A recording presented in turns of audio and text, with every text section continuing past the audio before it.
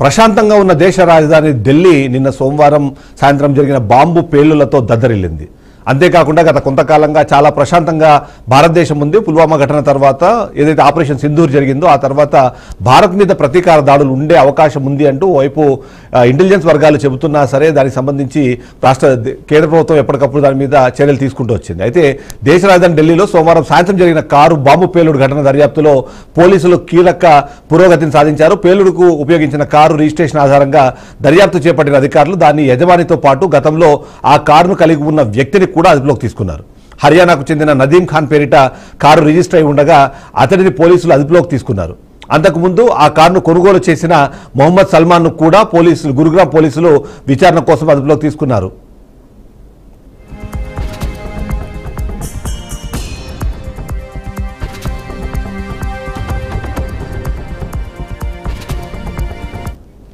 సోమవారం సాయంత్రం 6:52 సమయంలో ఎర్రకోట సమీపంలోని రెడ్ లైట్ వద్ద ఆగి ఉన్న కారులో ఒక్కసారిగా భారీ పేలుడు సంభవించింది. ఈ దుర్ఘటనలో 13 మంది అక్కడికక్కడే మృతి చెందగా 24 మంది గాయపడ్డారు. మరో 22 వాహనాలు కూడా ధ్వంసమయ్యాయి. మృతుల సంఖ్యను కేంద్ర హోంమంత్రి అమిత్ షా ధృవీకరించారు. క్షతగాత్రుల్లో 3 పరిస్థితి విషమంగా ఉన్నట్లు వైద్యులు స్పష్టం చేశారు.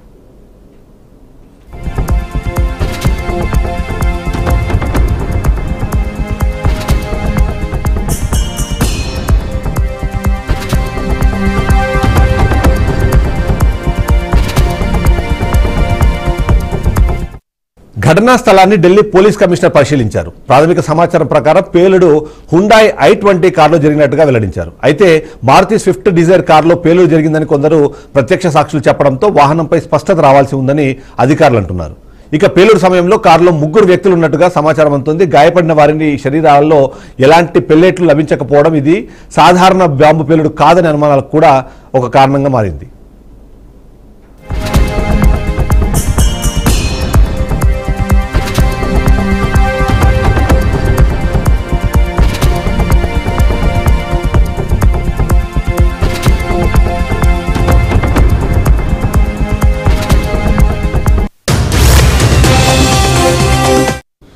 ఈ ఘటనపై అన్ని కోణాల్లోనూ దర్యాప్తు ముమ్మరం చేశామని కేంద్ర హోంశాఖ మంత్రి అమిత్ షా తెలిపారు. ఇది ఉగ్రవాద కుట్ర అయి ఉండవచ్చని భద్రతా ఏజెన్సీలు అనుమానిస్తున్నాయి. ఇటీవల హర్యానాలో పెద్ద ఎత్తున పేలుడు పదార్థాలు పట్టుబడడం, ఉగ్రవాదుల అరెస్టులు ఈ అనుమానాలకు బలం చేకూరుస్తున్నాయి. ఇక ప్రస్తుతం అదుపులోకి తీసుకున్న ఇద్దరిని విచారించడం ద్వారా ఈ కుట్ర వెనుక దాగు ఉన్న వాళ్ళెవరో గుర్తించే పనిలో పడ్డారు అధికారులు.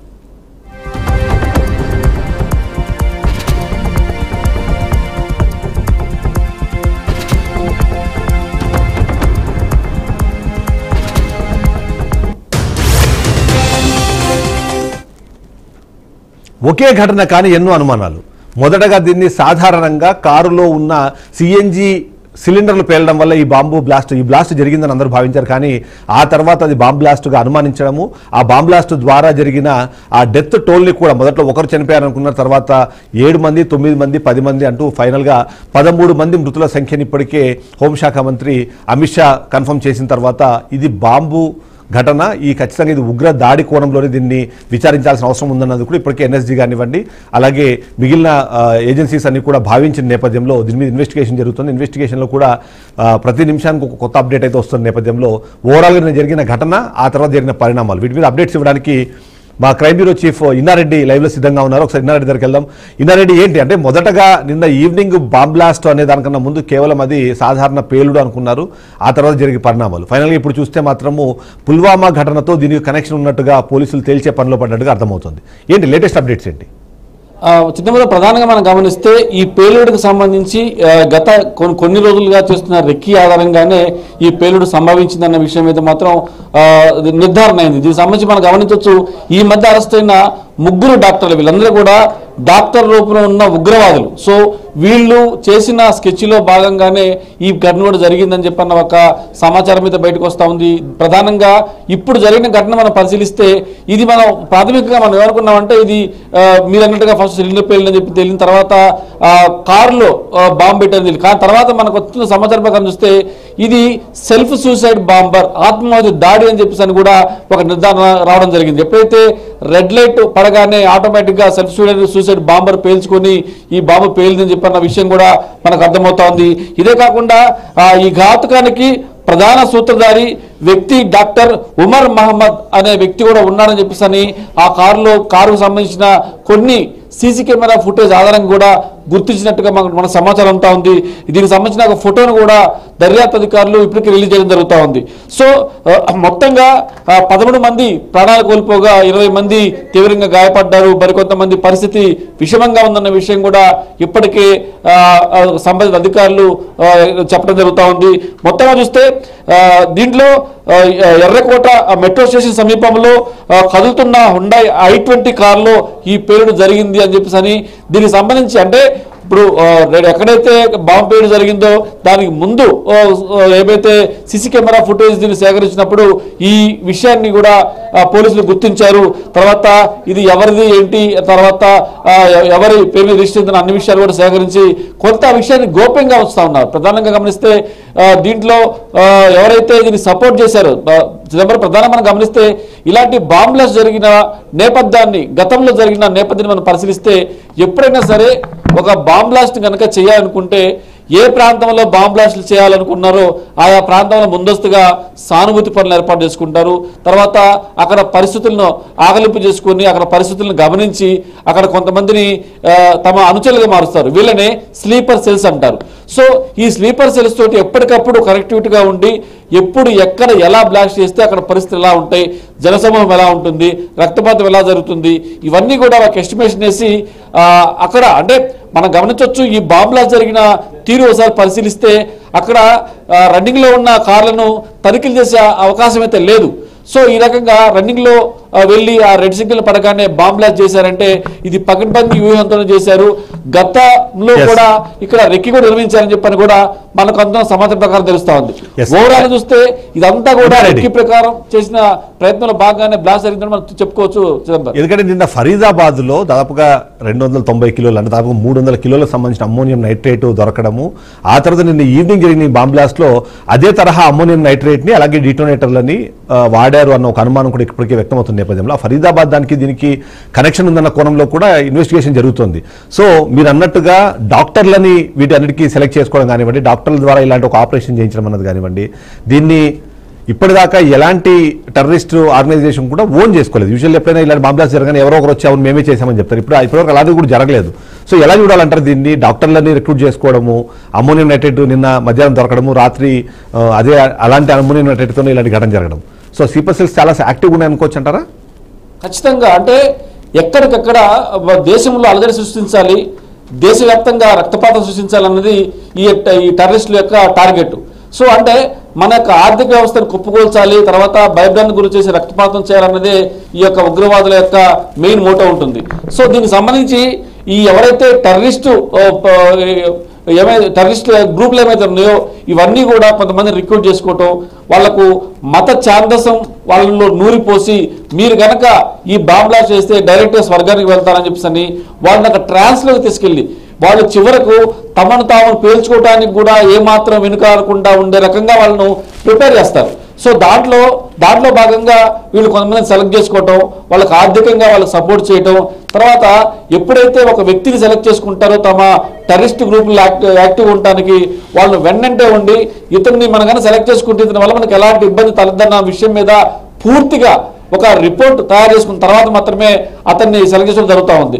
సో దీంట్లో మనం ఈ డాక్టర్లని ముగ్గురు అరెస్ట్ చేసిన తర్వాత మీరు అన్నట్టు అమ్మోనియం నైట్రేట్ సంబంధించిన దొరికిన ఏమైతే ఈ బ్లాస్ట్ సంబంధించిన మెటీరియల్ ఏమైతే ఉందో ఇదే ఇక్కడ వాడిని తెలుస్తూ ఉంది. అంటే ఐబీ అధికారులు, నిఘా అధికారులు స్పందించి చాలా మందిని అరెస్ట్ చేయబట్టి ఈ బ్లాస్ట్తో పాటు ఇంకా చాలా బ్లాస్ట్లను ముందుగానే కనిపెట్టారు, ముందుగానే బ్లాస్ట్ లేకుండా నిరోధించగలగాలని చెప్పని మనం చాలా స్పష్టంగా చెప్పొచ్చు. ఎందుకంటే ఇవన్నీ కూడా ఒకే టైప్ ఆఫ్ మెటీరియల్ ఉంది కాబట్టి ఇవన్నీ అమ్మోనియం నైట్రేట్ సంబంధించి అన్ని ఏరియాల్లో అంటే ఇంకా ఎక్కడెక్కడ ప్లాన్ చేశారు, ఎక్కడెక్కడ ప్లాన్ చేయడానికి వెళ్తుండగా ఎక్కడెక్కడ ప్లాన్ చేయడానికి వాళ్ళు స్కెచ్ వేస్తుండగా పసిగట్టిన ఇన్ఫర్మేషన్ అంటే నిఘా సంస్థలు గుర్తించడంతో అరెస్ట్ చేయడం జరిగింది.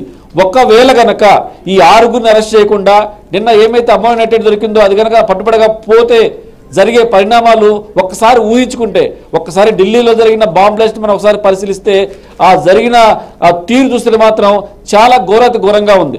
సో ఇలాంటివి ఎక్కడైనా సరే జనసమ్మర్దం ఉన్న ప్రాంతాల్లో కనుక పేలితే జరిగే రక్తపాతం ఎంత తీవ్రంగా ఉంటుందో ఊహకే అందని విషయం. సో ఒక రకంగా చెప్పాలంటే మన నిఘా అధికారులు ఫెయిల్ అయ్యారు, ఢిల్లీలో బాంబు పేలిందని చెప్పేసి అని అందరూ అంటున్నప్పుడు కూడా నిఘా వ్యవస్థ ఫెయిల్ అవ్వలేదు. అంటే ప్రతి వాళ్ళు కూడా ఎంతప్పటికీ ప్రభుత్వం మీద నిఘా వ్యవస్థల మీద రాళ్ళు వేసి ప్రయత్నం చేస్తారు, కానీ మరి అరెస్టులు చేసి వాళ్ళని సీజ్ చేసి వాళ్ళు వెంటాడి పట్టుకున్న నేపథ్యంలో ఎన్ని బాంబ్ బ్లాస్ట్ లాగి ఉండొచ్చు, ఎన్ని స్కెచ్లను వాళ్ళు ఆపుండొచ్చు. సో చాలా వరకు ఆపగలిగారు. ఇది స్కిప్ అయి ఉండొచ్చు, లేకపోతే ఫాలోఅప్ లో భాగంగా వాళ్ళు తొందరపడి, అంటే అందరినీ అరెస్ట్ చేస్తున్నారు కాబట్టి రేపొద్దున మమ్మల్ని కూడా రీచ్ అవుతారేమో, ఏదో రకంగా తమ ఉనికిని చాటుకోవాలని చెప్పేసి నేపథ్యంలోనే ఈ బాంబు పేలిందని చెప్పేసి కూడా మనం నిఘా ఇక్కడ వాళ్ళు సెలెక్ట్ చేసుకున్న ప్రాంతం కూడా, ఎందుకంటే రెడ్ ఫోర్ట్ అంటే మనకు తెలుసు, లాల్ ఖిలా అంటాం మనము, ఆ ఎర్రకోట దగ్గరే మనం ఎవ్రీ ఇయర్ కూడా మనం ఇది జాతీయ జెండాను ఎగరేస్తాము. దానికి సరిపోతున్నట్టుగానే అక్కడ మెట్రో స్టేషన్ ఉంది, అంటే అక్కడ జనసమర్థత అన్న చాలా ఎక్కువ ఉండే ప్రాంతం అది. సో ఆ ప్లేస్ సెలెక్ట్ చేసుకోవడానికి కారణము ఒక స్ట్రాంగ్ మెసేజ్ ఇవ్వాలి అని ఈ టెర్రరిస్ట్ యాక్టివిటీ గ్రూప్స్ కానివ్వండి, లేకపోతే ఐఎస్ఐకి సంబంధించి ఐఎస్ఐసి వాళ్ళకి సంబంధించిన వాళ్ళు ప్రయత్నం చేశారని అనుకోవచ్చు అంటారా? ఎందుకంటే ప్రధానంగా ఇప్పుడు ఏమైతే అరెస్టులు జరుగుతున్నాయో, అరెస్ట్ చేసిన ప్రతి వాళ్ళు కూడా చాలా కీలకమైన వ్యక్తులు. జైషే మహమ్మద్ సంబంధించిన టెర్రరిస్ట్ గ్రూప్లో ఉన్నారు. తర్వాత దీంట్లో మనం గమనిస్తే ఒక వైట్ కలర్ నేరస్తులుగా వాళ్ళు కనిపిస్తున్నారు. అంటే ఇదివరకు మనం చూసాం, ఎవరైనా సరే ఒకసారి నేరస్తులుగా లేకపోతే టెర్రరిస్టులుగా మార్చాలంటే సామాన్యుడిని, అంటే కూరగాయలు అమ్మేవాళ్ళనో, లేకపోతే ఏదైనా మెకానిక్ షెడ్లు పనిచేసే వాళ్ళనో, లేకపోతే చదువు మానేసి అల్లచిన్న తిరిగే వాళ్ళనో వాళ్ళు సెలెక్ట్ చేసుకునే వాళ్ళు. కానీ ఈసారి ఈ టెర్రరిస్ట్ సమస్యలు ఏమైతే ఉన్నాయో ట్రెండ్ మార్చారని చెప్పుకోవచ్చు. అంటే బాగా చదువుకున్న డాక్టర్ లాంటి వాళ్ళు సెలెక్ట్ చేసుకుంటే అది మంచి వ్యవస్థ కాబట్టి డాక్టర్లను అయితే ఎవరు టచ్ చేయరు. నిజంగా మనం గమనిస్తే వాళ్ళ యొక్క విజన్ చాలా దూరంగా ఉంది. సో పోలీసులు కూడా పసిగట్ట లేకుండా, పోలీసులు కూడా ఒకవేళ అనుమానిస్తే, డాక్టర్లు అనుమానిస్తే నిజంగా మనం చేస్తే కరెక్టా లేదా అని చెప్పేసి వాళ్ళు కూడా ఫీల్ అయ్యే రకంగా వాళ్ళ యొక్క ప్లాన్ అనేది పకడ్బందీగా ఉంది. సో అయినప్పటికీ కూడా దాదాపుగా 6 అరెస్ట్ చేశారంటే మన నిఘా వ్యవస్థ ఎంత పటిష్టంగా ఉందో మనం చూసుకోవచ్చు. కాకపోతే సక్సెస్ ఫెయిల్యూర్ రెండూ ఉంటాయి, కానీ సక్సెస్ని మనం పట్టించుకోం, కానీ ఫెయిల్యూర్ మాత్రం చూపుతాం. ఇవి కనుక ఇప్పుడు నేను ఇంతకుముందు చెప్పినట్టుగా ఈ నిఘా వ్యవస్థ ద్వారా అరెస్ట్ అయిన వ్యక్తులు, సీజ్ అయిన అమ్మోనియా నైట్రేట్ కనుక పేలి ఉంటే ఇంతకు 100 కనుక బ్లాస్టులు జరిగి ఉండేవి. ఎంతమంది ప్రాణాలు కాపాడి ఉంటారు. వీళ్ళ యొక్క మోటో ఒకటే ఉంటుంది చిదంబరం. ప్రధానంగా మనం గమనిస్తే రక్తపాతం సృష్టించాలి, అలజడి సృష్టించాలి, ఆర్థిక వ్యవస్థను కుప్పగోల్చాలి. ఇదే వాళ్ళ యొక్క మోటో. సో ఇక్కడ వాళ్ళు ఎక్కడ బాంబ్ బ్లాస్ట్ చేసినా కూడా ప్రధానంగా వాళ్ళు గమనించేది ఏంటంటే ఎక్కువగా జనసమూహం ఉన్న ప్రాంతంలో వాళ్ళు బాంబ్ బ్లాస్ట్ అనేది వాళ్ళు చేస్తూ ఉంటారు. మన గతంలో జరిగిన ఏ ఇష్యూ తీసుకున్నా కూడా ఇక్కడ కూడా నిఘా వ్యవస్థ తమ నిఘాని పెంచింది. అలాగనే ఎక్కడికక్కడ అరెస్టులు చేసుకున్నా పోతుంది కాబట్టి వాళ్ళు చాలా చోట్ల మనకు అందుతున్న సమాచారం ప్రకారం హైదరాబాదు, ముంబై, కలకత్తా లాంటి మెట్రో సిటీస్ అన్నింటిలో కూడా ఏకకాలంగా బాంబ్ బ్లాస్ట్ చేయాలని చెప్పిన ఒక నిర్ణయం కూడా తీసుకున్నారు అన్నట్టు కూడా సమాచారం ఉంది. ఇవన్నీ ఎక్కడికక్కడ వాళ్ళు, అంటే ఎక్కడైతే వాళ్ళు ప్లాన్ ప్రకారం కొంత టీంని ఏర్పాటు చేసుకుని ఆ టీం ద్వారా వాళ్ళు ఎక్కడికక్కడ వాళ్ళు ఎక్కడ పెట్టాలి, ఏ రకంగా మనం బ్లాస్ట్ చేయాలని చెప్పిన నిర్ణయాలు తీసుకునే లోపలనే మనల్ని అరెస్ట్ చేశారు. కాబట్టి ఇవన్నీ కూడా ఆగిపోయినాయి. సో ఢిల్లీ బాంబ్ బ్లాస్ట్ అనేది కూడా అధికారులు చెప్తున్న దాన్ని బట్టి మనం గమనిస్తే ప్రధానంగా ఈ అందరిని అరెస్ట్ చేశారు కాబట్టి ఖచ్చితంగా మనల్ని కూడా అరెస్ట్ చేస్తారు. వాళ్ళు సూసైడ్ బాంబర్స్ కాదు. సూసైడ్ బాంబర్స్ అంటే తమను తాను పేల్చుకునే వ్యక్తులు కాబట్టి చివరకు అతను తెగబడి ఎక్కడో చోట బాంబాలు పేల్చాలని చెప్పేసి ఇక్కడ ముందుగా స్కెచ్ వేసుకున్నప్పుడు కూడా వాళ్ళ యొక్క ఉనికి చాటుకోవాలి, అందరిని అరెస్ట్ చేస్తే తమ ఉనికిని చాటుకోవడానికి అవకాశం ఉండకుండా పోదని చెప్పని ఈ సెల్ఫ్ సూసైడ్ బాంబర్ని యాక్టివేట్ చేసేట్టు మనకు తెలుస్తా ఉంది చిదంబరం. అయితే ఇక్కడ మరొక కీలకమైన అంశము, ఏదైతే మనం మాట్లాడుతున్న i20 కారు ఏదైతే ఉందో ఆ కారు సంబంధించి హర్యానా రిజిస్ట్రేషన్గా చెప్తున్నారు. దానికి ఇప్పటికే 3 లేదా 4 చేతులు మారిన తర్వాత కూడా ఇంకా నదీం ఖాన్ అనే పేరు మీదనే అది ఉండడము, అది కాస్త అంటే మిస్లీడ్ చేయడానికి ప్రయత్నం అనుకోవాలా దాన్ని, లేకపోతే వాళ్ళందరూ కూడా పార్ట్ ఆఫ్ ఈ కాన్స్పిరసీలో పార్ట్ అయినట్టుగా మనం భావించాలంటారు. ఎలా చూడాలంటారు? ఎందుకంటే పాత కార్లు చేంజ్ అవ్వకుండా ఒకే ఓనర్ పేరు మీద ఎంత నడవడం కానీ ఇప్పుడు ఎవరైతే లేటెస్ట్గా తీసుకున్న అతనికి పుల్వామాతో కనెక్షన్స్ ఉన్నాయన్నది కూడా మాట్లాడుతున్నారు. చిదంబరం ప్రధానం మనం గమనిస్తే టెర్రరిస్ట్ గ్రూపులు కావచ్చు, ఉగ్రవాద గ్రూపులు కావచ్చు ఎలా ఉంటాయంటే పోలీసుల యొక్క విధానాలు ఎలా ఉంటాయి, పోలీసులు ఎలా ఆలోచిస్తారు, పోలీసు యొక్క తీరు అంటే వాళ్ళ యొక్క ఇన్వెస్టిగేషన్ ప్రాసెస్ ఎలా ఉంటుంది మొత్తాన్ని కూడా చాలా క్లోజ్గా అబ్జర్వ్ చేస్తారు. సో కారు బాంబ్ బ్లాస్ట్ అయితే కార్ నెంబర్ కనుక్కుంటారని వాళ్ళ యొక్క లింకులు పట్టుకొని ఆ లింకులు అంటే డెడ్ ఎండ్ కనిపిస్తారని చెప్పని ఇది టీవీ ఛానల్ చూసే మామూలు అంటే ఒక న్యూస్ ఛానల్ మీద ఇంట్రెస్ట్ ఉన్న ప్రతి వ్యక్తికి కూడా అర్థమయ్యే విషయమే. అలాంటిది ఒక టెర్రరిస్ట్ గ్రూపులు ఆ మాత్రం కూడా అబ్జర్వ్ చేయమని చెప్పి అనుకోవడానికి వీలు లేదు. ఇది ఎందుకంటే ఈ కామన్గా ఏదైనా బాంబ్ బ్లాస్ట్లో కార్ నెంబర్ దొరుకుతుంది, కార్ నెంబర్ ఆధారంగా ఓడర్ని పట్టుకున్నారు, ఓడర్ గతంలోకి టెర్రరిస్ట్ గ్రూపులో లింక్ ఉంది, ఇవన్నీ కూడా చాలాసార్లు బయటకు వచ్చిన వ్యవహారమే. సో ఇన్వెస్టిగేషన్లో అదొక ప్రాసెస్. సో ఆ ప్రాసెస్లో ఖచ్చితంగా నెంబర్ని ట్రేస్ చేస్తారు, నెంబర్ని పట్టుకొని అవతల వ్యక్తిని కూడా పట్టుకుంటారన్న విషయం అనేది టెర్రరిస్ట్ గ్రూప్ తెలుసు. అయినా కూడా ఈ లింక్ ఏమైతే ఉందో పోలీసులు ఎస్టాబ్లిష్ చేసిన తర్వాత బయటపడుతుందని తెలిసినప్పుడు కూడా ఇవన్నీ ఏంటంటే మనం ఒక చిన్న లాజిక్ అనుకోవాలి. ఇప్పుడు కొన్ని టెర్రరిస్ట్ గ్రూపులు ఏం చేస్తాయి, మేమే బాంబ్ బ్లాస్ట్ చేసామని వాళ్ళు ఏం చేస్తారు, వాళ్ళు ప్రకటన చేస్తారు. ఇప్పుడు ప్రకటన చేసినా కూడా ఎక్కడి నుంచి ప్రకటన చేశారు, ఎవరు దీన్ని ఓన్ చేసుకున్నారు అన్న విషయం మీద గవర్నమెంట్ సీరియస్ అవుతుంది. కాబట్టి వాళ్ళ యొక్క లింకులు ఓపెన్ చేస్తే వీళ్ళు గతంలో ఈ బాంబ్ బ్లాస్ట్ ప్రయత్నం చేసిన వాళ్ళు చేశారన్న విషయం మనం ఏమనుకుంటున్నాం, ఈ కారు ఎవరిదైతే ఉందో గతంలో బాంబ్ పేలుకు సంబంధించిన ఉగ్రవాదులను తీసుకొచ్చిన కారే అంటున్నాం. సో ఈ విషయం బయటపడుతున్న విషయాలు ముందే తెలుసు. ఇవి బయట పడాలని చెప్పేసి అదే మనం కొనసాగించినట్టు కూడా ఇన్వెస్టిగేషన్ అధికారులు చెప్తా ఉన్నారు. దీంట్లో రెండు ఉంటాయి. ఇదేమన్నా అటెన్షన్ డైవర్షన్ అంటే వాళ్ళని దారి మార్చడానికి దృష్టి మార్చడానికి ఇదే నెంబర్ వాడారా లేకపోతే మరేదైనా కారణమా? నిజంగా మన పోలీస్ వ్యవస్థ ఎలా ఉందంటే ఈరోజు మనం ఏదో కామన్ మ్యాన్గా మనం ఊహించిన ఊహ కంటే కూడా చాలా విజన్ చాలా స్పీడ్గా ఉంటుంది. సో వాళ్ళు కూడా ఉగ్రవాదుల యొక్క విజన్ కూడా పోలీసులు ఏ రకంగా ఆలోచిస్తారు, పోలీసులు ఏ రకంగా ఇన్వెస్టిగేషన్ చేస్తారు అంటే బాంబ్ బ్లాస్ట్ అయిన తర్వాత జరిగే పరిణామాలన్నిటి కూడా ముందుగానే ఊహించుకున్న స్కెచ్ డిజైన్ చేసుకుంటారు. గతంలో జరిగిన బాంబ్ పేలుల్లో కూడా ఈ డిజైన్లు బయటపడ్డాయి. సో వాళ్ళ వీళ్ళ విజన్ను కంపేర్ చేసుకొని ఇన్వెస్టిగేషన్లో బయటపడే విధంగా అంటే ఈ పలానా సంస్థ చేసిందని చెప్పడానికి ఆనవాళ్ళు ఇచ్చేందుకే ఈ లింక్ అంతా కూడా ఎస్టాబ్లిష్ అయిందని చెప్పి తెలుస్తా ఉంది. మరి ఇది అటెన్షన్ డైవర్షనా లేకపోతే తామే చేసామని చెప్పడానికి వాళ్ళు చేసిన పన్నాగం అన్నది మాత్రం నిజంగా చాలా తెలివిగా ఆ నెంబర్ ద్వారా తామెవరో చెప్పగానే చెప్పారన్నది మాత్రం ఒక సీనియర్ ఇన్వెస్టిగేషన్ అధికారి చెప్తున్న విషయాన్ని బట్టి మనకు అర్థమవుతా ఉంది. చిదంబరం నెక్స్ట్ ఏముంటుంది ప్రొసీజర్? ఇప్పుడు ఎన్ఎస్జీ ఆల్రెడీ ఇప్పటికే ఎంటర్ అయిపోయింది, ఎన్ఐఏ ఎంటర్ అయిపోయింది, అక్కడ స్పెషల్ ఫోర్స్ కూడా ఢిల్లీ స్పెషల్ బ్రాంచ్ కూడా ఆల్రెడీ ఇన్వెస్టిగేషన్ స్టార్ట్ చేసిన నేపథ్యంలో నెక్స్ట్ ప్రాసెస్ ఎలా ఉంటుంది? దీంట్లో అయితే మనకు ఈ బాంబ్ బ్లాస్ట్ సంబంధించి ప్రధాన సూత్రధారిగా డాక్టర్ ఉమర్ మొహమ్మద్ అని చెప్పేసి అతని ఫోటోను కూడా ప్రస్తుతం రిలీజ్ చేశారు. సో ఈయన దీని కారణం అన్న దాని మీద ఇప్పటికే కొన్ని లింకులు ఎస్టాబ్లిష్ అయ్యాయి. సో దీంట్లో వెనుకను నడిపించిన వ్యక్తులు ఎవరు, గత కొన్ని రోజులుగా జరుగుతున్న నిఘా వ్యవస్థ సక్సెస్లు, మనం ఢిల్లీలో బాంబు పేలింది కాబట్టి నిఘా వ్యవస్థ ఫెయిల్ అని చెప్పేసి టక్కున ఒక ఓడ వేస్తున్నాం. కానీ దీని వెనుక ఎంత శ్రమపడి ఇంతమందిని అరెస్ట్ చేసి ఇంత అమ్మోనియం నైట్రేట్ సీజ్ చేశారంటే మన వ్యవస్థ టెర్రరిస్ట్ గ్రూపుల కంటే కూడా విజన్ చాలా ఎక్కువగా ఉంది. చాలా వరకు కూడా ఒక్కసారిగా పేలుళ్ళు చేసి రక్తపాతం, ఆర్థిక వ్యవస్థను నాశనం చేయడం లాంటి కుట్రలు ఎప్పుడైతే ప్రారంభ దశలోనే అంటే ఎక్కడెక్కడ పెడదాం అనుకుంటున్న సంబంధించి ప్రారంభ దశలోనే ఇవన్నీ కూడా బ్లాస్టులు చేశారు. కాబట్టి ఇది అంటే ఇంకా జరగబోతాయి అని చెప్పని హెచ్చరికగా ఏదో ఒకటి చేయాలి. ఇంతమంది అరెస్ట్ చేస్తున్నారు కాబట్టి మీరు ఎంతమంది అరెస్ట్ చేసినా మమ్మల్ని ఏమీ చేయలేరు, ఖచ్చితంగా బ్లాస్ట్ చేసి తీరుతామని చెప్పని ఒక హెచ్చరిక కూడా మనం తీసుకోవచ్చు ఈ బాంబ్ బ్లాస్ట్ గురించి మనం. Chidambaram right, thank you very much Chinna Reddy, చాలా థ్యాంక్స్ ఫర్ ద అప్డేట్స్. ఓవరాల్గా చూస్తే మాత్రం ఏ ఘటన ఏదైతే ఉందో ఆ ఘటన జరిగిన తీరు కానివ్వండి, దాని తర్వాత జరుగుతున్న పరిణామాలు కానివ్వండి, అవి ఖచ్చితంగా ఉగ్రవాద సంస్థలు తమ ఉనికిని చాటుకోవడానికి చేసిన ఒక కార్యక్రమంగానే మనం చూడాల్సిన అవసరం ఉంది. ముఖ్యంగా నిన్న ఏదైతే ఫరీదాబాద్కు సంబంధించిన ఘటన జరిగిందో, ఫరీదాబాద్లో అరెస్ట్ అయిన తర్వాత మా ఇన్నారెడ్డి చెప్పినట్టుగా ఖచ్చితంగా వాళ్ళు అంతకన్నా ఎక్కువనే అమ్మోనియం నైట్రేట్ని తీసుకొచ్చారు.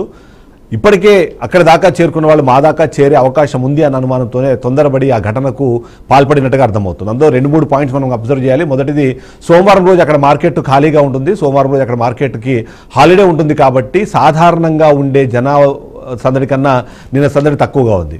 మోరోవర్ వాళ్ళు సెలెక్ట్ చేసుకున్న టైం కూడా సాయంత్రము 6:52 సమయంలో అక్కడ చేసుకున్నారు. అప్పటికే లాల్ఖిలా కానివ్వండి లేకపోతే మెట్రో స్టేషన్ నుంచి వచ్చే వాళ్ళ సంఖ్య అన్నది తగ్గడం అన్నది కూడా అక్కడ ఎక్కువ సంఖ్యలో మృతుల సంఖ్య రాకపోవడానికి కారణంగా కూడా దాన్ని కొంతమంది విశ్లేషిస్తున్నారు. ఓవరాల్గా చూస్తే మాత్రం నిన్న 6:52 తర్వాత ఘటన జరగడము, ఆ ఘటన జరిగిన కొద్దిసేపట్లోనే అక్కడికి ఇన్వెస్టిగేషన్ ఏజెన్సీలతో పాటు అక్కడ జరిగిన ఆ బాంబు బ్లాస్ట్ వల్ల జరిగిన ఏదైతే అగ్ని ప్రమాదం ఉందో దాన్ని కట్టడి చేయడానికి ఇమ్మీడియట్లీ మనం చూసాము. అక్కడికి వెళ్ళిన ఫైర్ ఇంజన్లు కానివ్వండి, మిగిలిన వ్యవస్థలన్నీ కూడా ఇమీడియట్గా రెస్పాండ్ అవ్వడం అనేది మనం అబ్జర్వ్ చేసాం. సో దానివల్ల ఆ ప్రాణాపాయ స్థితిలో ఉన్న ఆ 3-4 తప్ప 22 మంది 24 మంది ఇప్పటికీ అక్కడ గాయపడినా సరే వాళ్ళ ప్రాణంకి అపాయం లేని పరిస్థితి మనకు కనిపిస్తుంది. చనిపోయిన వాళ్ళ సంఖ్య 13 ఉన్నా సరే అది ఇంకా తగ్గడానికి కారణం కూడా ఈ తొందరపాటు చర్యగానే మనం భావించాల్సి ఉంటుంది. ఇప్పటికే ఎన్ఎస్జీ కానివ్వండి, ఎన్ఐఏ కానివ్వండి, అలాగే ఢిల్లీకి సంబంధించిన స్పెషల్ బ్రాంచ్ పోలీసులు ఇప్పటికే ఇన్వెస్టిగేషన్ స్టార్ట్ చేశారు. ఇన్వెస్టిగేషన్లో భాగంగా అక్కడ జరిగిన పరిణామాల్లో ముఖ్యంగా బాంబ్ బ్లాస్ట్కి కారణమైన మెటీరియల్ ఏంటి, ఆ కెమికల్ ఏంటి, దాన్ని ఎలా పేల్చారు అనే విషయానికి సంబంధించిన ప్రాథమిక సమాచారాన్ని ఇప్పటికే తీసుకొచ్చే ప్రయత్నం చేశారు. అందులో అమ్మోనియం నైట్రేట్కి సంబంధించిన కొన్ని అవశేషాలు దొరికాయి. దాంతోపాటు డిటోనేటర్ని పెట్టి దీన్ని పేల్చినట్టుగా కూడా అనుమానిస్తున్నారు.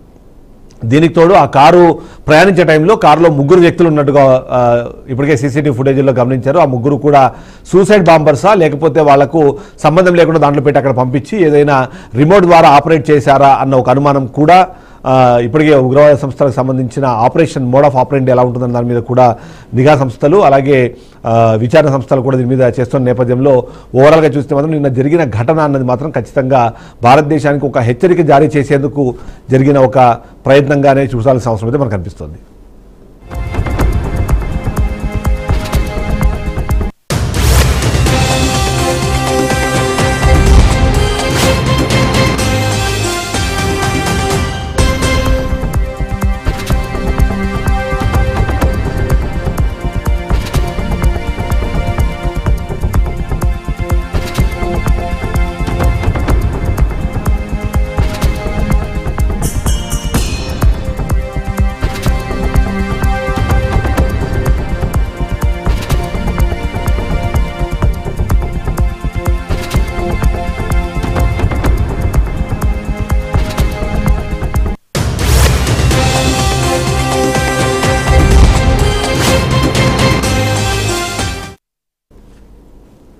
ఒక షార్ట్ బ్రేక్ తీసుకుందాం.